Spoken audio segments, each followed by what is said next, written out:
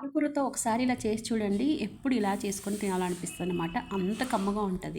అసలు చాలా బాగుంటుంది. ఎప్పుడైనా సరే మీరు ఖచ్చితంగా చేసి ట్రై చేసి చూడండి. చాలా కమ్మగా ఉంటుందన్నమాట. పోపు వేసేసుకొని నూనె వేసేసుకొని పోపు వేసేసి మగ్గిన తర్వాత 2-3 సార్లు పాలకుని కడిగి పెట్టేసుకొని ఇందులో వేసుకోవాలన్నమాట.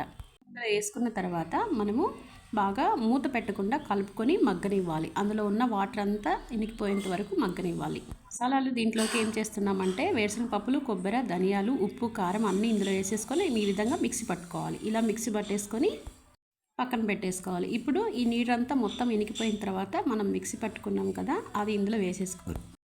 ఇలా వేసుకున్న తర్వాత మొత్తం అంతా బాగా కలుపుకొని దగ్గర పడిన తర్వాత దించేసుకొని రోటీలోకి కానీ అన్నంలోకి కానీ, అన్నంలో అయితే ఇంకా రోటీ కంటే అన్నంలో చాలా బాగుంటుంది. నేను ఎప్పుడు చేస్తాను కాబట్టి చెప్తున్నాను, చాలా బాగుంటుంది. ఒకసారి ఇలా ట్రై చేసి చూడండి. వీడియో నచ్చితే లైక్ చేసి సబ్స్క్రైబ్ చేయండి. మసాలా పాలకూర రెడీ.